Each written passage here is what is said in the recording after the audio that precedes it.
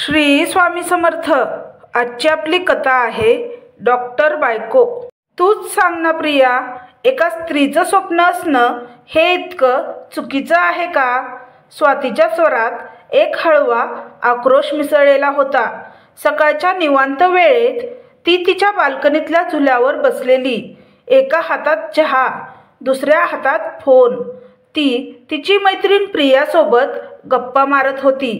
प्रिया शहरात राहणारी, MD झालेली व सध्या एका मोठ्या रुग्णालयात काम करत होती। प्रिया म्हणाली, स्वाती, तूच मला नेहमी म्हणायचीस ना, आपलं शिक्षण केवळ पदवीसाठी नाही, समाजासाठी आहे। मग तू आज स्वतःसाठीच बोलणं का थांबवलंस? स्वाती काही क्षण गप्प राहिली। समोरच्या पटांगणावर गुरं चरत होती। गावातल्या घराच्या गच्चीवरून दिसणारं आकाश तिच्या शहरातल्या हॉस्पिटलपेक्षा वेगळं होतं आणि हे दोन्ही आकाश आता तिच्यासाठी जणू विरुद्ध दिशेच्या वाटा झाल्या होत्या। 3 महिने आधी स्वाती MBBS पूर्ण झालेली, शहरात वाढलेली, मनाने संवेदनशील पण मताने ठाम। तिच्या घरच्यांनी ठरवलेलं लग्न, विनायक देशमुख, शेतकरी कुटुंबातील तरुण, गावातील प्रतिष्ठित व्यक्ती, पण शिक्षणात फार पुढे नाही।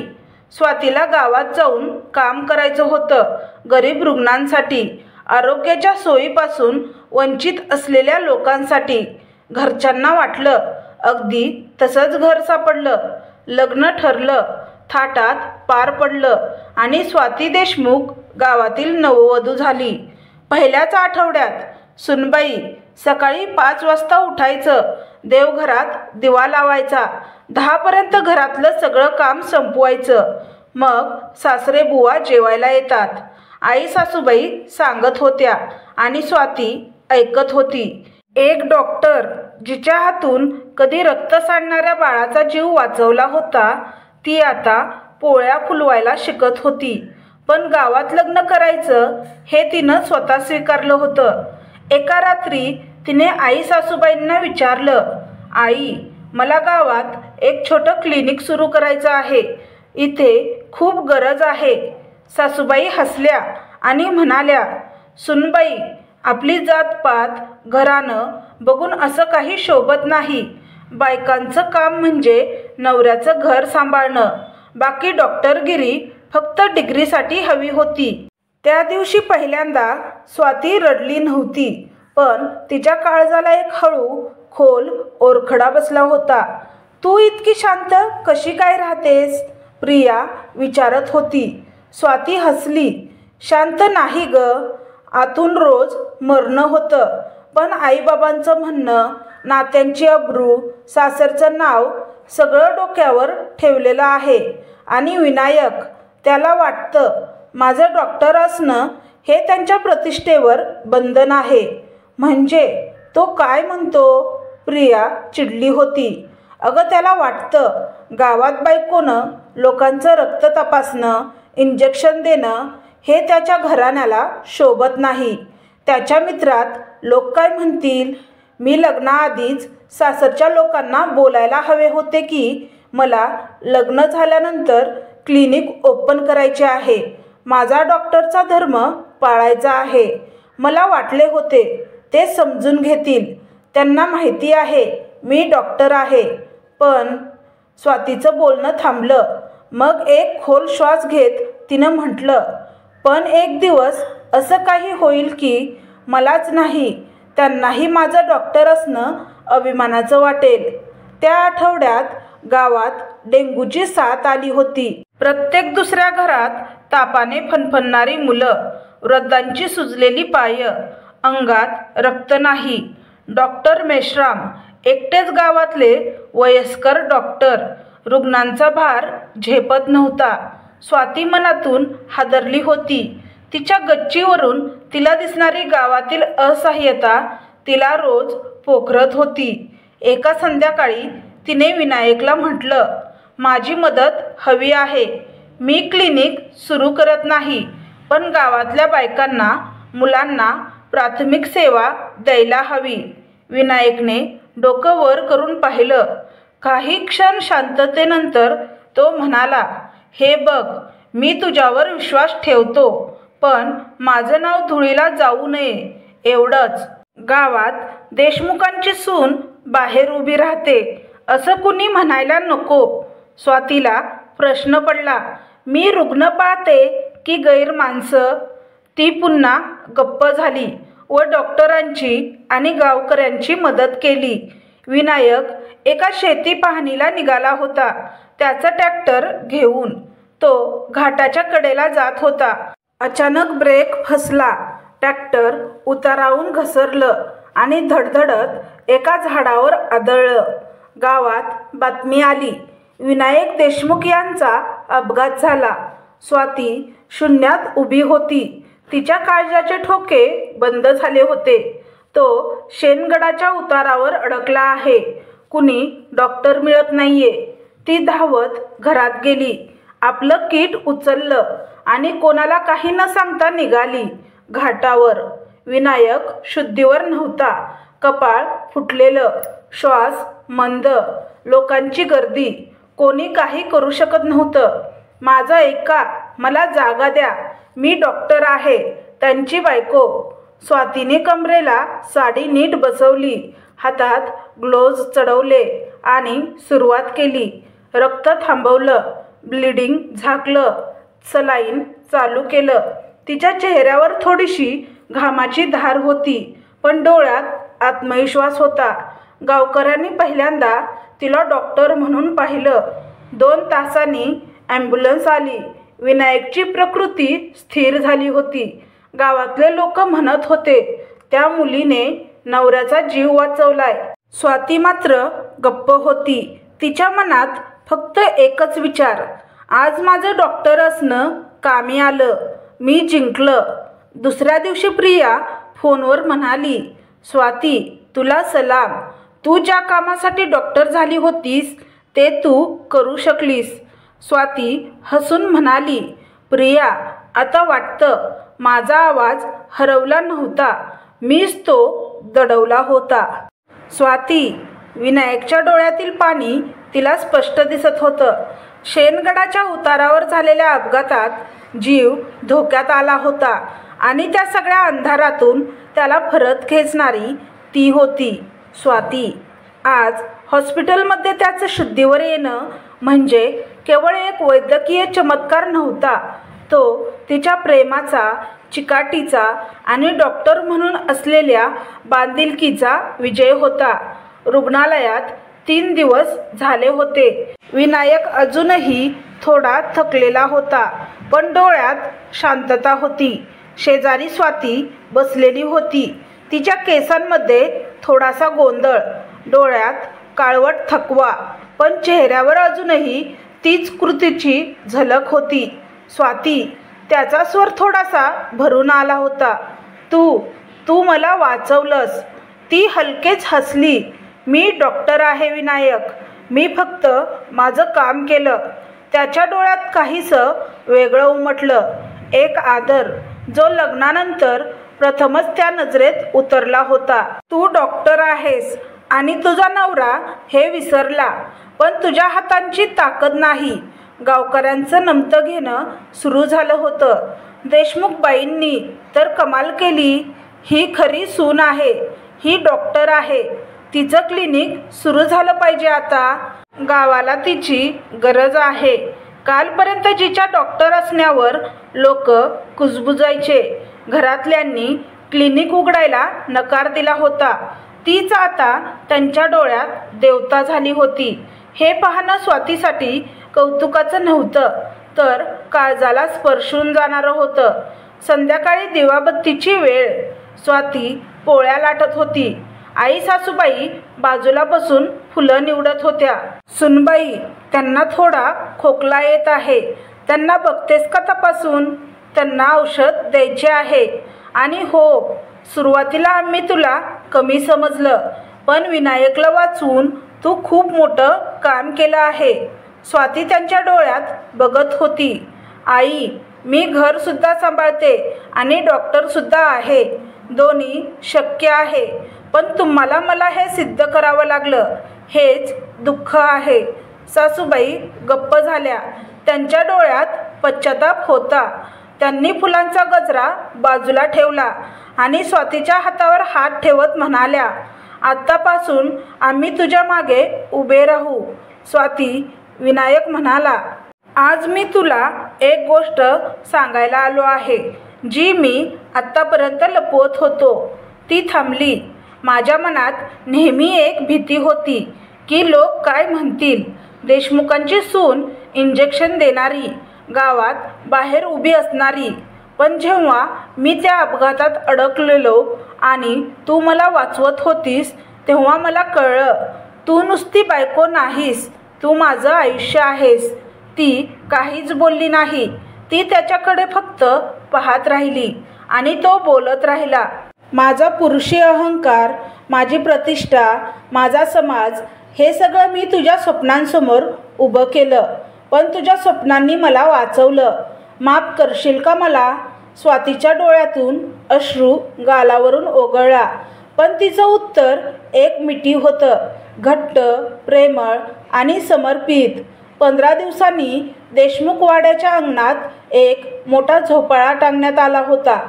बाजूलाच एक फलक लागलेला, स्वाती देशमुख, आरोग्य सेवा केंद्र, गावातील पहिली स्त्री डॉक्टर. आता अधिकृतपणे तिचं क्लिनिक सुरू करत होती. सुरुवातीला काही रुग्ण, मग गावभर चर्चा. महिला मंडळ, गाव पंचायत, शिक्षक आणि अगदी देवळाचे पुजारीसुद्धा तिला शुभेच्छा देत आले. ती तिच्या पद्धतीने काम करत होती. एकाच वेळी हसत, समजावत, औषधं देत आणि मायेची ऊब देत होती. ती प्रियाला म्हणाली, आज पहिल्यांदा मला वाटतंय मी माझ्या माणसांची होऊ शकले. माझ्या शिक्षणाला अर्थ मिळाला. पण या लढाईत मी एकटी नव्हते. माझं ज्ञान, माझा संयम आणि शेवटी विनायकची पश्चातापाची कबुली, या सगळ्यांनी मिळून मला माझी जागा मिळवून दिली. मी डॉक्टर आहे, पण मी सूनही आहे, पत्नीही आहे आणि यापुढे कोणत्याही बाईला हे सिद्ध करावं लागू नये, यासाठी मी उभी राहणार आहे. गावातलं छोटं मूल सोन्या तापाने फणफणत होतं. आईने पळतच तिचं बाळ स्वातीच्या क्लिनिकमध्ये आणलं. स्वातीने थोड्या वेळात तपासलं, औषधं दिली, आईला समजावलं. त्या आईने डोळ्यातून पाणी पुसत म्हटलं, डॉक्टर अशीच असावी, शिक्षण असावं, पण माणुसकी त्याहून मोठी असावी. स्वातीने हसून उत्तर दिलं, आता हे शिक्षण गावातल्या प्रत्येक मुलीपर्यंत पोहोचवायला हवं. रात्री प्रिया फोनवर म्हणते, स्वाती, मला तुझ्यावर खूप अभिमान आहे.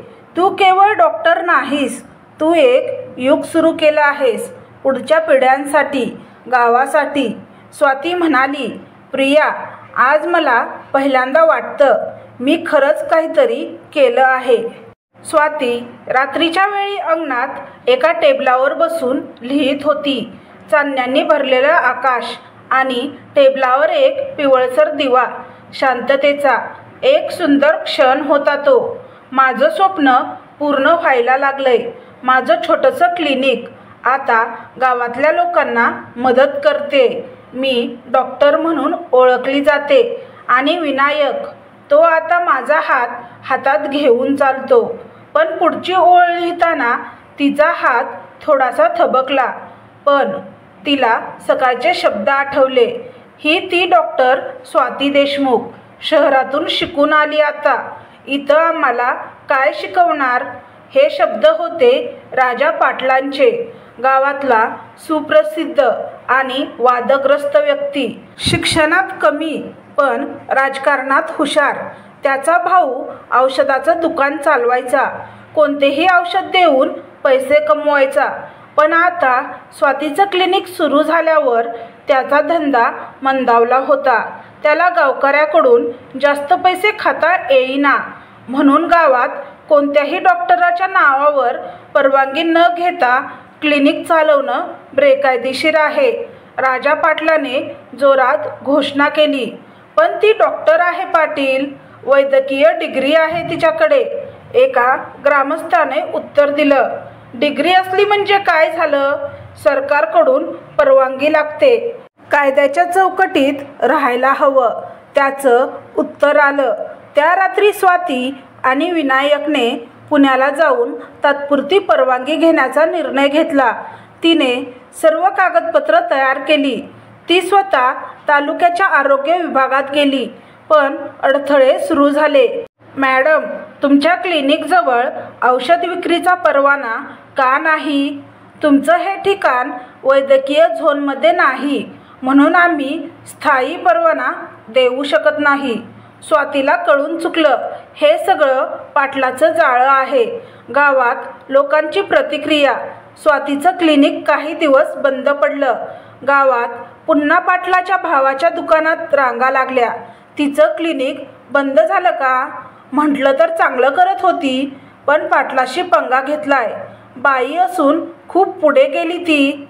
आता उतरलं सगळं वरचं पाणी. स्वाती हे सगळे बोलणे कानावर घेत नव्हती, पण प्रत्येक वाक्य तिच्या हृदयावर ओरखडे देऊन जात होतं. स्वातीचा प्रियासोबत फोनवर संवाद सुरू होता. स्वाती, तुला इतकं चांगलं काम करत असून विरोध होतोय, याचा अर्थ तू बरोबर करतेस, पण गावकरी तुझी साथ देत नाहीयेत. प्रियाच्या आवाजात आश्वासन होतं. पण गावच्याच लोकांनी जर साथ दिली नाही तर मी काय करावं? स्वाती उदास स्वरात म्हणाली. साथ मिळवायची नसते, गाठायची असते. स्वाती, तुला पुन्हा एकदा सिद्ध करावं लागेल की गावाला तुझी गरज आहे.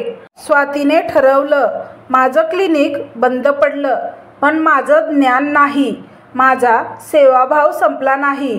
तिने एका शाळेत मोफत आरोग्य शिबिर भरवलं. 5 गावातील डॉक्टरांना फोन करून बोलावलं. स्वतः पुण्याहून औषधं घेऊन आली. मी डॉक्टर आहे आणि गावासाठी काम करायचं माझं ध्येय आहे. परवाना नसला तरी माझ्या हातातली सेवा कोणी थांबवू शकत नाही. गावात पहिल्यांदाच असा कार्यक्रम झाला होता. 100 पेक्षा जास्त रुग्ण आले होते. त्यात बायकांपासून ते वृद्धांपर्यंत सर्व होते. ताई, माझ्या आईला बघा ना जरा. ताई, माझ्या मुलाला 2 दिवस ताप आहे. ताई, माझा डोळा सतत दुखतोय. स्वाती आणि तिच्या टीमने त्या दिवशी 12 तास सलग सेवा दिली. शिबिर संपल्यावर शाळेच्या मैदानात जोरदार टाळ्या वाजल्या. दुसऱ्या दिवशी जिल्हा आरोग्य अधिकाऱ्याचं पत्र आलं. स्वाती देशमुख यांच्या आरोग्य शिबिरातील कामगिरीच्या आधारे त्यांना तात्पुरती वैद्यकीय सेवा परवाना मंजूर करण्यात येतो. तसेच त्यांच्या हस्ते गावात प्राथमिक आरोग्य केंद्र सुरू करण्याचा प्रस्ताव जिल्हा अधिकारी कार्यालयाकडे पाठवण्यात येईल. राजा पाटलाचा चेहरा बघण्यासारखा होता. त्याने क्लिनिक बंद पाडलं, पण गावानेच तिला पुन्हा उभं केलं. एके दिवशी विनायक शांत बसलेला होता. हातात तिचं शिबिराचं कौतुकाचं पत्र होतं. स्वाती तिथे आली तेव्हा विनायक म्हणाला, स्वाती, तू खरंच लढलीस. तू हार मानली नाहीस. माझं स्वप्न, माझी ओळख आहे विनायक. ते मी असंच टिकवणार आणि मी यापुढे तुझ्या पाठीशी उभा असेन. नवऱ्यासारखा नाही तर मित्रासारखा. स्वातीचं हसणं मोकळं होतं. ते पहिल्यांदाच तिच्या डोळ्यापर्यंत पोहोचलं. स्वाती प्रियाला म्हणते, प्रिया, आज मला वाटतं मी डॉक्टर होणं केवळ डिग्री मिळवणं नव्हतं, ते समाजातला बदल घडवण्याचं एक साधन होतं. पाटलासारख्या विरोधकांना चुकवत समाजाचा विश्वास मिळवत मी इथपर्यंत पोहोचले. अजून लांब जायचं आहे, पण एक गोष्ट ठाम झाली. बाई जर ठरवेल तर ती केवळ वाचवू शकते असं नाही, ती उभं राहू शकते आणि उभं राहिल्यावर बदल घडवू शकते. मे महिन्याच्या उत्तरार्ध गावात ताप, मळमळ, उलट्या याचे रुग्ण अचानक वाढले. स्वाती पहिल्यांदा समजून घेत होती नेहमीचा उन्हाळी ताप असावा म्हणून, पण जेव्हा एका दिवशी सकाळी एकाच कुटुंबातल्या 5 जणांना दाखल करावं लागलं तेव्हा तिला सगळं वेगळंच भासू लागलं. हे काही साधं नाही विनायक, ही काहीतरी साथ आहे. मला वाटतं टायफॉइड किंवा गॅस्ट्रोची लहर सुरू झाली आहे. विनायक डोकं हलवत म्हणाला, गावातल्या विहिरीत काही बिघाड झालाय का याची तपासणी करायला हवी. स्वातीने लगेच उपाययोजना सुरू केल्या. ती दररोज सकाळी 6 वाजल्यापासून गावात फिरू लागली. प्रत्येक विहीर, हंडे, पाणी पुरवठा तपासला. लोकांना उकळलेलं पाणी प्यायला सांगितलं आणि सर्वात महत्त्वाचं, ग्रामपंचायतीला कडक पत्र दिलं. आपत्कालीन आरोग्य परिस्थितीत गावात त्वरित शुद्ध पाणी पुरवठा व्हावा. पण या सगळ्या कामादरम्यान एका रात्री 11 वाजता कोणीतरी दरवाजावर धडधड वाजवलं. स्वाती बाहेर आली. एक आई रडत होती आणि तिच्या हातात 5-6 वर्षाचा बेशुद्ध मुलगा. डॉक्टर बाई, वाचवा हो, हा श्वास घेत नाहीये, काहीच खात नाही 2 दिवसापासून. स्वाती धावत क्लिनिकमध्ये गेली. मुलाची नाडी बंद होती. पाणी टंचाईमुळे त्याला डिहायड्रेशन झालं होतं. तिला समजलं, हाच तो क्षण आहे. आयुष्य वाचवायचं की स्वतःच्या भीतीपुढे हार मानायची. ती म्हणाली, मला पाण्याच्या बाटल्या, सलाईन सेट आणि इंजेक्शन लागेल. पटकन गावातल्या मदतनीसांना फोन लावा. पुढचे 10 तास संपूर्ण गावाने पाहिलं की स्वाती न थांबता त्या मुलासाठी लढत होती. सलाईन चढवलं, ताप उतरवण्यासाठी गोळ्या दिल्या, मुलाच्या आईला धीर दिला आणि सकाळी 7च्या सुमारास तो मुलगा डोळे उघडून हळूच म्हणाला, आई. आई ढसाढसा रडायला लागली आणि संपूर्ण गावात बातमी पसरली. स्वाती डॉक्टर बाईंनी पुन्हा एक जीव वाचवला. राजा पाटील, ज्याने आधी तिचं क्लिनिक बंद करायला लावलं होतं, तो आता गावकऱ्यांसह तिच्या घरी आला. डॉक्टर बाई, मी विरोध केला होता, पण तुम्ही सिद्ध केलं. आम्ही तुमचं शासकीय केंद्र मंजूर करू इच्छितो. स्वाती काहीच बोलली नाही. विनायकने पुढे जाऊन दरवाजा पूर्ण उघडला आणि म्हणाला, तुम्ही विरोध केला, पण बघा, ही बाई थांबली नाही. कारण ती डॉक्टर आहे. फक्त नावापुरती नाही, खरंच प्राण वाचवणारी. 2 दिवसांनी पुण्याहून पत्रकार आले. गावातील डॉक्टर बायको, जिने एका साथीला रोखलं. त्यांनी तिचा इंटरव्ह्यू घेतला, फोटो घेतले. स्वाती शांतपणे म्हणाली, मी काही मोठं नाही केलं, ही माझी जबाबदारी होती. जर माझं शिक्षण गावासाठी वापरलं नाही तर त्याचा उपयोग काय. गावच्या पंचायतीने आरोग्य केंद्र उभारण्यासाठी जागा दिली. विनायक आणि गावकऱ्यांनी स्वच्छतेने कामात मदत केली. ती ठिकाणं जिथं एकेकाळी तिला विरोध झाला होता, तिथंच आता टाळ्या वाजत होत्या. ही बाई, ही डॉक्टर बाई आता आमचा गर्व आहे. प्रिया, प्रिया, आता गावात नवीन आरोग्य केंद्र आहे आणि त्यावर माझं नाव आहे, डॉक्टर स्वाती विनायक देशमुख. आता माझं अस्तित्व केवळ कुणाच्या सावलीत नाही, मी स्वतः प्रकाश झाले. फोनवर प्रिया म्हणाली, स्वाती, तुझं हे सगळं ऐकून मी थरारून गेले. स्वाती उत्तरली, प्रिया, एक काळ होता जेव्हा मी वाट पाहत होते की कोणीतरी माझं स्वप्न समजेल, पण आता मी समजले. स्वप्न समजून घ्यायची वाट पाहू नका, स्वतः उभे राहा आणि त्याला पूर्ण करा. तर तुम्हाला ही कथा कशी वाटली हे कमेंट बॉक्समध्ये कमेंट करून नक्की सांगा. कथा आवडल्यास व्हिडिओला लाईक आणि चॅनलला सबस्क्राईब करा. व्हिडिओ पाहिल्याबद्दल मनापासून धन्यवाद. श्री स्वामी समर्थ.